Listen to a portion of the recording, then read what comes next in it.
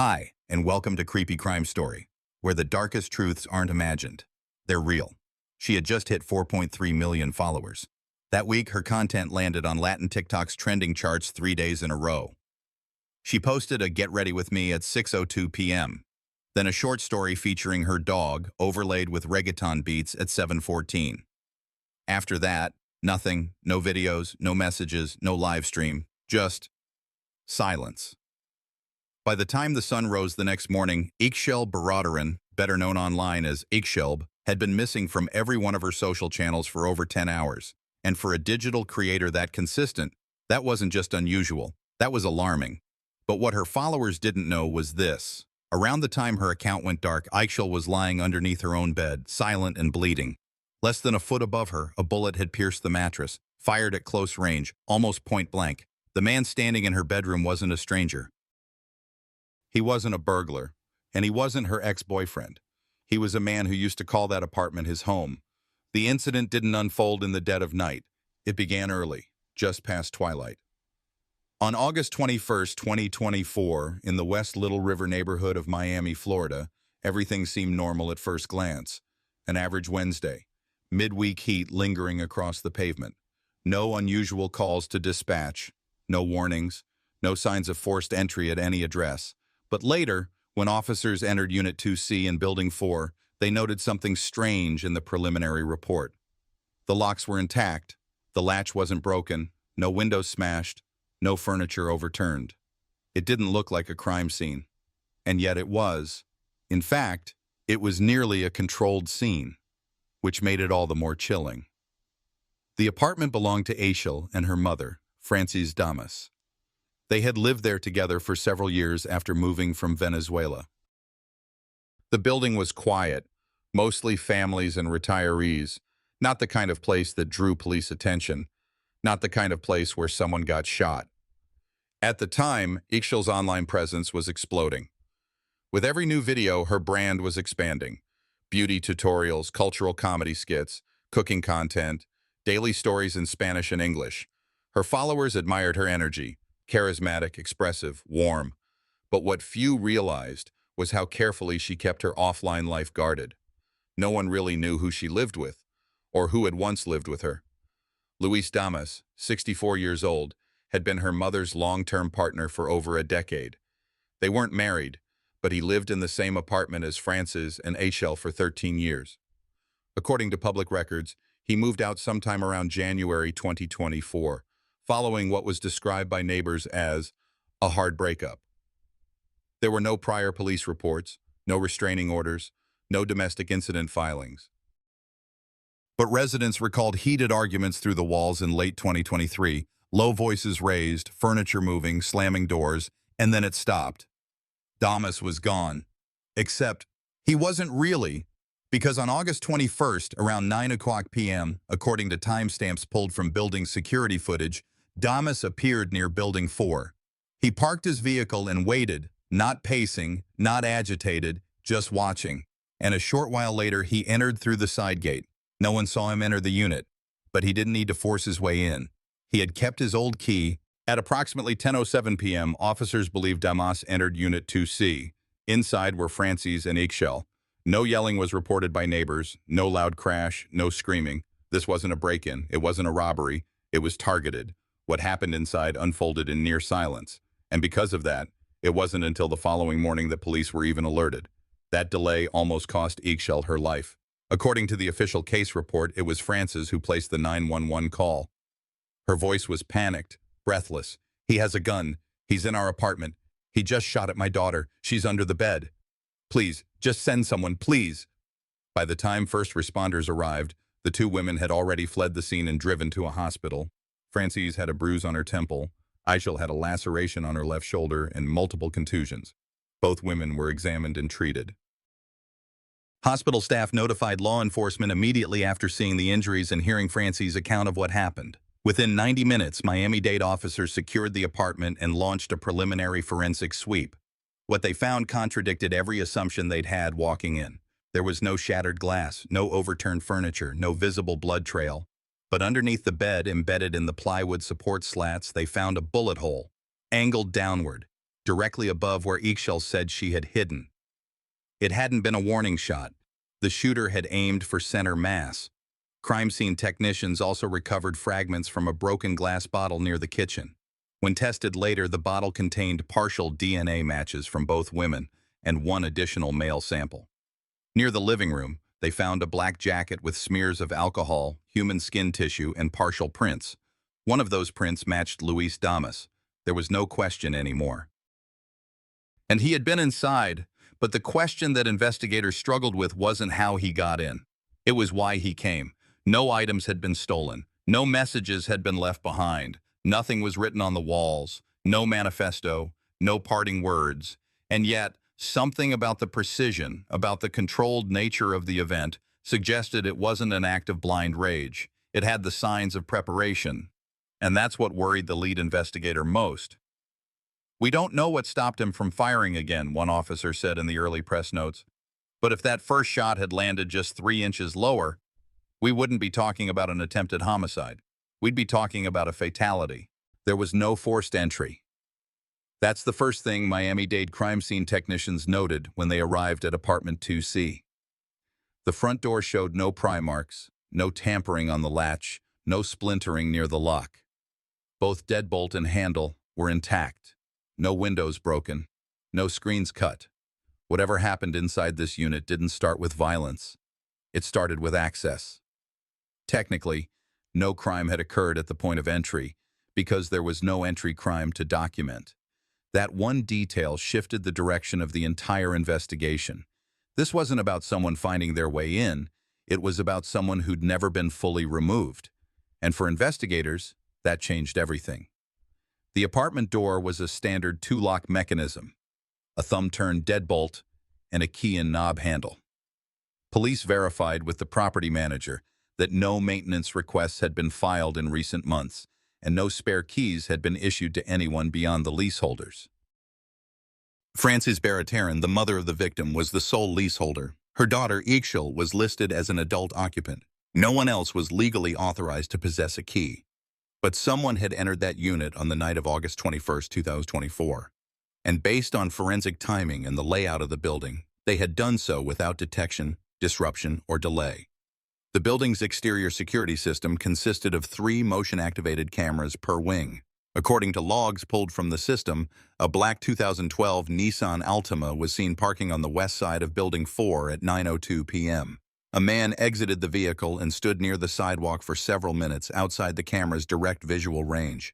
No immediate approach to the front door was recorded. However, an internal hallway motion sensor activated at 9:19 p.m. By 9:21 p.m., the camera on the 3rd floor picked up activity in a separate unit, unrelated to this case. From 9:22 to 10:06 p.m., Building 4 showed no recorded movement or audio flags. In forensic terms, that was known as dead zone silence, no hallway foot traffic, no door activity, no echo from the apartment in question. Then, at 10:07 p.m., both hallway and living room audio sensors in Unit 2C registered sudden elevation.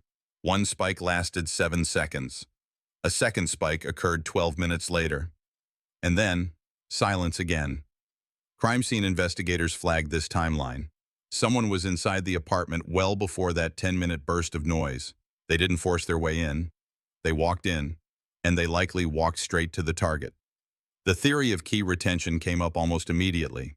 It's a detail often overlooked in non-marital domestic separations. Couples separate, one partner leaves, but keys aren't always returned, especially when no restraining order is in place and the split is informal. According to sworn statement, Frances confirmed that no locks had been changed since her former partner moved out in January 2024. She didn't think he would come back, she said, and if he did, I didn't believe he'd do something like this. It was a fatal assumption. That single oversight, the decision not to rekey the locks, was what made the attack possible.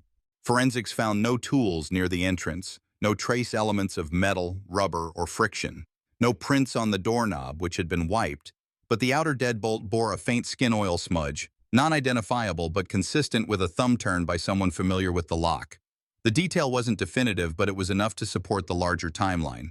Whoever entered that apartment wasn't improvising. Later, crime scene technicians recovered a key from the suspect's vehicle. The key was part of an unlabeled ring found in the driver's side door. Forensic locksmiths tested it against the apartment's original hardware. It matched. In practical terms, that discovery confirmed what was already suspected. The suspect hadn't needed to break into the apartment because, functionally, it was still his to enter. One investigator later noted, the physical evidence made it clear, this wasn't about rage in the moment. This was about access. And access always comes first in premeditation. What investigators also found and found troubling was that there were no signs of hesitation. The man who entered didn't hesitate at the front door. He didn't wait near the threshold. He didn't search rooms or wander the hallway. He went directly to the living room, then the bedroom. That indicated familiarity with the layout, with the occupants' routines, and likely even with their weekday habits. This wasn't spontaneous. It was directional. The attacker didn't need to orient himself. He already knew where they'd be. In cases like this, forensic teams look for patterned re-entry behavior, former residents or partners who continue to surveil or test entry points over time. But in this case, there was no prior trespassing on record, no anonymous calls, no neighbors recalled seeing the suspect in the area in recent months. What they found instead was chilling. He'd waited, and then he chose the moment carefully. August 21st wasn't a holiday, it wasn't a birthday, there was no anniversary or obvious emotional trigger, but it was a Wednesday, and Eichschell always recorded solo content on Wednesdays. Her mother was typically home around that time, according to metadata on her work phone. To the suspect, it may have felt like routine. To investigators, it felt like surveillance without surveillance footage. A point raised internally during the case review stood out in the report summary. He had a key. He had familiarity. He had access to both layout and schedule. The scene didn't start with conflict. It started with control. In cases involving influencers, public assumptions often skew toward external threats. Obsessive fans, stalkers, or trolls turn physical. But this case wasn't about the outside world coming in. It was about someone from inside the story, someone once accepted, now removed, but never fully gone. And it raises a question that investigators, psychologists, and survivors alike must confront more often than we'd like to admit. How long does someone remain part of the home after they leave? At 10:07 p.m., the audio sensors inside apartment 2C triggered for the first time that evening. The sound registered as short-range impact, 7 seconds of what the system flagged as physical activity above ambient threshold. It wasn't shouting, it wasn't prolonged chaos. It was sharp, sudden, and then it stopped. That gap in duration became important later because what happened in those seconds didn't leave a mess. It left a trajectory, and the trajectory pointed straight toward intent. The master bedroom was a small, rectangular space with one window facing west and a full-size bed pushed against the far wall. Officers found no overturned furniture, no visible blood pool, and no shattered objects in open sight. But beneath the bed, lodged into the slats, was a bullet, .380 ACP, hollow point. The round had entered from above and passed through a thin memory foam mattress and box spring. The angle was steep, more vertical than lateral, and investigators estimated the shot was fired from a height of approximately 5 feet. Forensics ruled out accidental discharge. The shooter had aimed downward, not randomly, not through a wall, directly down at something or someone below the bed. Crime scene technicians extracted the bullet for ballistics testing. No other casings were recovered at the scene, indicating that only one round had been fired. No shell casing was left behind in the room. That suggested a revolver. And that detail, small as it was, shaped how investigators understood what happened next. A semi-automatic weapon would have ejected a casing onto the floor or under furniture. A revolver wouldn't. The absence of casings aligned with the use of a revolver, a weapon typically chosen for control, not volume. The theory, the shooter came with a specific plan, one shot, one outcome, minimal trace. During intake at Jackson Memorial Hospital, the attending ER nurse logged multiple contusions on the left forearm and back of the head for the mother, Frances. She also documented a shallow abrasion on the right shoulder of the daughter, Eichschell, consistent with a glancing injury from projectile movement or debris. No exit wound, no retained fragments, but enough trauma to cause disorientation and localized swelling. That corroborated the positioning. Eggshell had been under the bed, angled slightly on her left side. When the bullet struck through the slats above her, it missed vital anatomy by inches. The pressure wave likely caused superficial impact against the hardwood floor and bed support. In the official report, it's labeled attempted homicide, directed gunfire in close domestic range. The mother's statement to police, taken while under medical supervision, was brief but consistent. He pointed it at the bed. He said nothing. He just aimed. Frances admitted she reacted instinctively. When she heard the shot, she lunged, not to disarm, not to reason, just to stop the next one. She grabbed the closest object she could find, a glass liquor bottle on the dresser, and struck the man across the back of the head. The bottle shattered. Blood wasn't found at the point of contact, but glass fragments with residual human tissue were recovered from the living room floor, suggesting the suspect moved locations after impact. That led to the second spike in the audio recording, 12 minutes after the first. A struggle. Investigators built the physical timeline around two facts. A single shot was fired with intention. There was a delay in the suspect's exit from the apartment. During those 12 minutes, Frances and her daughter were neither restrained nor killed.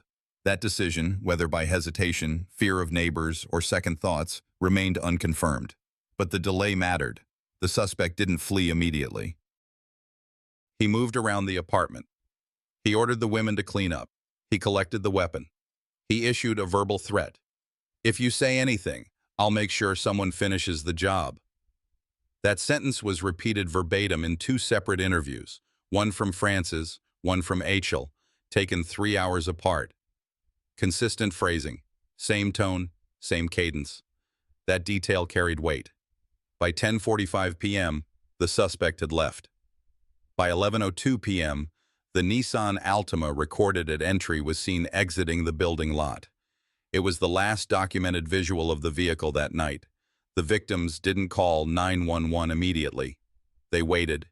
They gathered their things, drove to a hospital, sat in intake. Only after medical staff raised concerns and law enforcement was notified did the full narrative begin to unfold.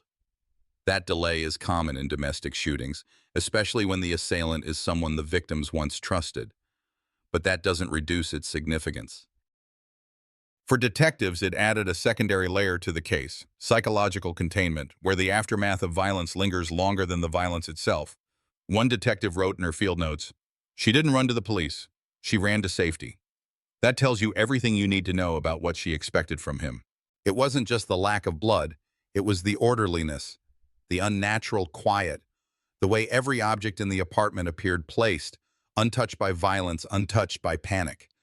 That's what stood out most to the crime scene unit when they began forensic recovery on the morning of August 22, 2024. Officers were expecting a domestic shooting scene, maybe furniture overturned, blood trails, broken lamps, or shell casings. Instead, they found a space that looked undisturbed. The bullet was real. The injuries were documented. But the physical chaos that usually comes with close-range gunfire, it wasn't there. According to one of the lead technicians, the scene looked like someone had staged it to appear like nothing had happened. They started the analysis from the bedroom. The bullet extracted from the bed frame in Chapter 3 was re-examined for trajectory replication. Technicians set up a recreation using laser alignment tools, matching bed height, slat spacing, and the estimated body position of the victim. The downward path matched exactly what had been described, angled from standing height, through the mattress and baseboard, into the subfloor. The trajectory wasn't accidental. The shooter didn't fire from the hallway or from panic. He had stood inside the room, positioned himself beside the bed, and aimed downward. There was only one reason to do that. The victim had been seen. Still, the rest of the room lacked forensic density. No fingerprints on furniture, no additional tissue samples or trace hair. The flooring around the bed had been wiped with a multi-purpose cleaner, confirmed later by chemical residue tests. Even the bottle of cleaner itself, found in the bathroom trash bin, had been disposed of. That level of cleanup, within minutes of the incident, suggested not panic, but composure. Investigators noted the time gap between the fired shot and the suspect's exit, recorded at 10:07 p.m. and 11:02 p.m. respectively. That gave nearly a full hour of undocumented activity inside the apartment. Only two brief audio disturbances were captured, one at 10:07 and one 12 minutes later. No door sensors activated between those timestamps. No neighbors reported movement. That absence created its own kind of evidence, a silence that didn't make sense. Latent print recovery revealed only partials on high-contact surfaces, door handles, faucet knobs, and a small section of the hallway wall, but none were usable for identification. The surfaces had been wiped, but not thoroughly. More concerning was what was missing. There were no signs of the shooter ever walking across the living room, even though that was the path between the bedroom and the exit. A footprint analysis using dusting powder and alternate light sources showed no full tread patterns, only partial depressions. And one investigator called it too light to be unintentional, too imperfect to be unplanned. It was clear now, the suspect had tried to erase his presence. Then came the most unexpected discovery. Near the couch, underneath a folded blanket, a crime scene technician located a single droplet of blood. Not a pool, not a smear, just one drop. Oxidized, dried, roughly the size of a thumbnail. It wasn't consistent with either victim's location or injury pattern. It was also too far from the bed to belong to Aikshel. It was tested and documented. Preliminary DNA analysis returned a partial male profile. That single drop became the only unintentional biological trace left behind. For the investigative team, it was the break they needed, because in cases where the crime scene is too clean, it's often the one overlooked trace that proves everything else was deliberate. Meanwhile, the shattered liquor bottle, used by the mother during the altercation, yielded its own chain of evidence. Forensics retrieved 17 glass fragments, 6 of which had trace tissue consistent with blunt force contact. One had a thin strand of gray hair, not consistent with either female resident. The bottle itself had no identifying label. But during scene review, a similar bottle, intact and sealed, was found in the kitchen trash. Same brand, same shape. The assumption, the suspect had been drinking, or at least opened the bottle before or during the incident. Toxicology could not confirm his state at the time. No blood test was administered, as he had not yet been apprehended. But combined with the behavior, it established context. There had been time to act, time to drink, time to threaten, and time to clean. At the conclusion of the forensic sweep, the evidence inventory listed 43 cataloged items, but only 4 classified as forensically significant. That's an unusually low number for a shooting in a confined space. One of the investigators noted in their report, "We didn't find chaos. We found containment. Someone wanted this scene to look uneventful, and mostly succeeded." It raised further concern that the suspect may have had prior exposure to how police process crime scenes, not formal training, but enough basic knowledge to avoid common mistakes. No phone left behind, no weapon discarded, no blood trail between rooms, and no direct threats written or spoken that could be recorded. From a forensic perspective, the crime scene presented 3 defining features: intentional targeting, one shot from above toward a specific point; post-incident cleanup, including wiping of surfaces and partial disposal; minimal physical disruption, no visible sign of struggle beyond the glass bottle impact. When these 3 align in a residential crime scene, they point toward premeditation, not in legal terms, but in behavioral analysis, because randomness doesn't clean up after itself. In towns like Duluth or Nashville, this type of crime would have stunned the community. But in Miami, where law enforcement handles a spectrum of violent domestic disputes each year, it raised a different kind of alarm, not for how brutal it was, but for how contained it had been. As one investigator quietly noted off-record, the data aligned too cleanly. Sometimes that's the problem. In every domestic violence case, there's a point investigators look for, a shift in behavior that turns possession into surveillance, routine into regulation. It doesn't always start with violence. Often, it begins with subtle control. That control rarely leaves a digital footprint, but its absence in official records doesn't mean it didn't exist. In the months leading up to the attack, nothing about the relationship between the suspect and the victim's mother appeared on law enforcement radar. No restraining orders, no prior arrests, no formal domestic complaints. On paper, there was nothing unusual. But when investigators began reviewing personal communications, cellular metadata, and family statements, a pattern started to emerge, one that had nothing to do with physical violence, but everything to do with behavioral dominance. According to interview transcripts from neighbors and friends, the suspect had always maintained an unspoken authority over the household. He wasn't physically imposing, but his presence shifted the energy in the apartment. One former neighbor recalled that he would frequently stand outside the building late at night, just watching. Another noted he rarely smiled when Eichel passed him in the hallway. That might not mean much on its own, but taken together with the digital evidence collected post-incident, it gave investigators context for motive and premeditation. They weren't looking at a random escalation. They were looking at a pattern of control that had been quietly tightening for years. From February to July 2024, the 7 months between his move-out and the attack, the suspect made 212 phone calls to France's personal number. Of those, 198 were unanswered or rejected. Text message analysis showed a repeated loop: brief outreach, accusations, emotional guilt-tripping, silence, then re-engagement. In some weeks, the pattern repeated daily. None of the messages contained overt threats. But the tone shifted subtly over time, from apology to blame, from sorrow to frustration. At no point did Frances respond in writing. That absence told investigators something important. She didn't feel safe engaging, but she also didn't report. Many victims in long-term emotional control dynamics hesitate to involve police, not because they're unaware of the danger, but because they believe reporting will escalate it. This case was no exception. Investigators also reviewed home network logs. IP traffic records indicated that the suspect had previously accessed the apartment's home Wi-Fi system, likely using saved credentials from his time living there. While there was no sign of active surveillance or device compromise, he could have used this access to track when smart devices were online: TVs, cameras, phones. That detail, while not legally significant, revealed something psychologically revealing. He wasn't just cut off from the apartment, he was still watching, passively, from a distance. That's not just residual behavior, that's latent control. In their post-incident interviews, both Frances and Eichel described the suspect's demeanor as cold but predictable. He rarely raised his voice. He didn't curse or slam doors. He enforced order, not with aggression, but with silence and conditional approval. Eichel recalled multiple instances where she would return home from a night out, and the suspect would already be inside, seated, waiting.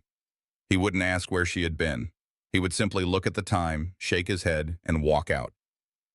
That kind of silent reproach can be harder to label, but no less effective in communicating disapproval. Psychologists working with the family described it as dominance without noise, a form of coercive control where the target is not just manipulated, but trained. The clearest manifestation of this control came in the days leading up to the shooting. Building surveillance logs, though not recording interiors, captured a black Nissan Altima circling the complex on August 17th, 19th, and 20. The vehicle never parked for more than 5 minutes, never engaged with anyone, never approached the front door. It just circled. This was confirmed by time-stamped images from a nearby license plate reader. The vehicle didn't violate any laws. It simply existed near the property, repeatedly, without engagement. That consistent drive-by activity matched patterns often seen in stalking and pre-assault monitoring behavior. When questioned about it post-incident, Frances admitted she had noticed the vehicle more than once, but she didn't believe it meant anything. "I thought he was just having a hard time moving on," she told officers. That assumption, like not changing the locks, became another missed opportunity for intervention. Control can be difficult to prosecute. It doesn't come with bruises. It doesn't show up in phone logs the way threats do, but it creates patterns, emotional, behavioral, even logistical, that shape how the target lives, moves, and reacts. For law enforcement, proving control without violence is a challenge. But in this case, the control ended when the first physical act occurred. The bullet changed everything. One of the detectives reviewing the behavioral profile wrote in a sidebar note, "He didn't just walk into that apartment to hurt someone. He walked in expecting them to still operate under his rules." That mindset, Entering a space you no longer belong to, expecting obedience, isn't just misguided. In a forensic context, it signals entitlement, delusion, and often escalation. By the third week of the investigation, the Chandler case was no longer just about a disappearance. It had become a question of reconstruction, of timelines, of physical traces, of truth. And the truth, as the lead forensics tech later recalled, was hiding not in some grand confession, but in microscopic particles and overlooked inconsistencies. Let's begin with the fibers.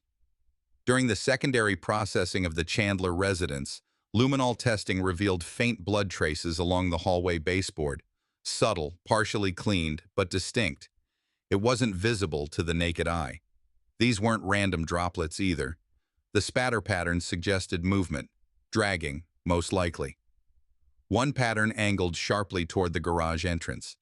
That discovery triggered a forensic sweep of the family vehicle, a blue 2006 Honda Pilot registered to Dana's ex-husband. Swabs taken from the interior carpet beneath the rear seats tested presumptive positive for human blood. Later DNA testing matched it to Dana Chandler with a 99.98% confidence interval. While the sample wasn't large, it was enough to move the case forward.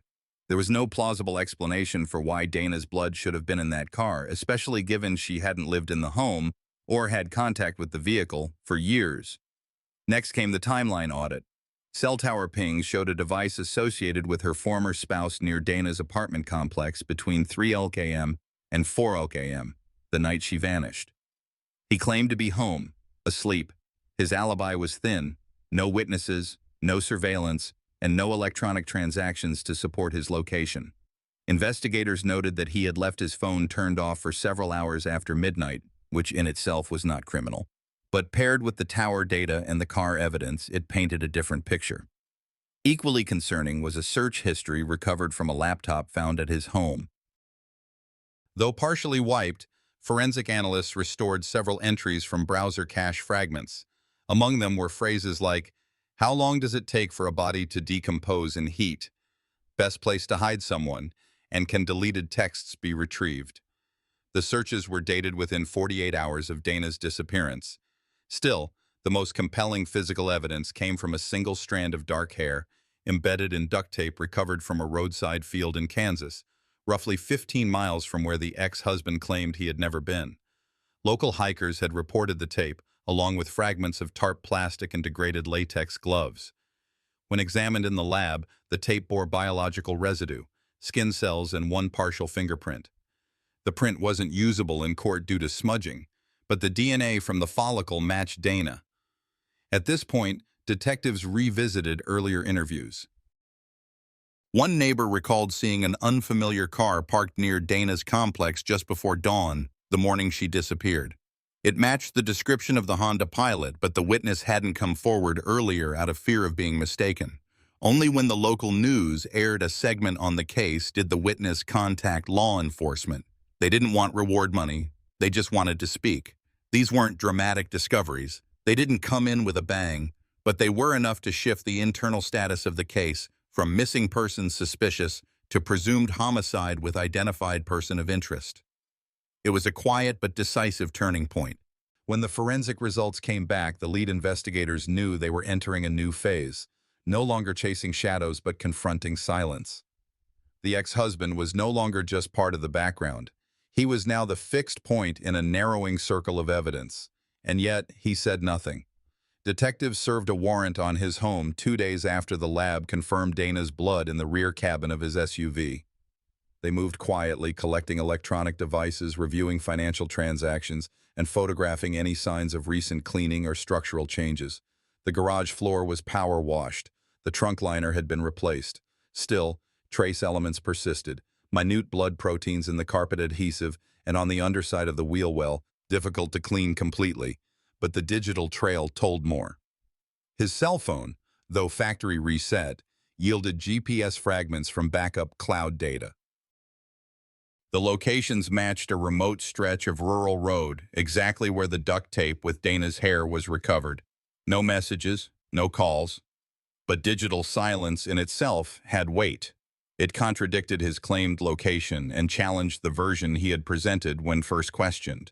Meanwhile, the Chandler children, now grown, had quietly stopped speaking to him. One daughter offered a voluntary statement. She recalled hearing her father make veiled threats toward her mother, even years after the divorce. He would say, "One day she'll just disappear and no one will ask questions. We thought it was just bitterness." That line entered into the affidavit, now read like foreshadowing. Prosecutors convened a special panel to evaluate the evidence. It was circumstantial, but layered. Digital timelines, blood patterns, DNA, witness memory, motive. There was no body, no confession, but the narrative was cohesive. One lead prosecutor commented privately, "We're not waiting for the perfect case. If we keep holding for the body, we're letting time work in his favor." Back at the station, they ran a strategic interview, off the record. The suspect didn't invoke a lawyer. He spoke in generalities. When asked directly if he had visited Dana that night, he replied, "I don't remember." When confronted with the cell tower data, he said it was probably wrong. Asked why Dana's blood was found in his vehicle, he shrugged. "I have no idea. Maybe it's planted." That was enough. The DA moved forward with a no-body homicide charge. After 2 decades, the murder of Mike Sisko and Karen Harkness remains officially unsolved. Dana Chandler's 2012 conviction was overturned due to prosecutorial misconduct. In her 2022 retrial, the state still had no physical evidence, no murder weapon, no DNA, no witness. The jury couldn't reach a decision. Result: mistrial. As of July 18, 2025, Chandler is free. No new trial has been scheduled.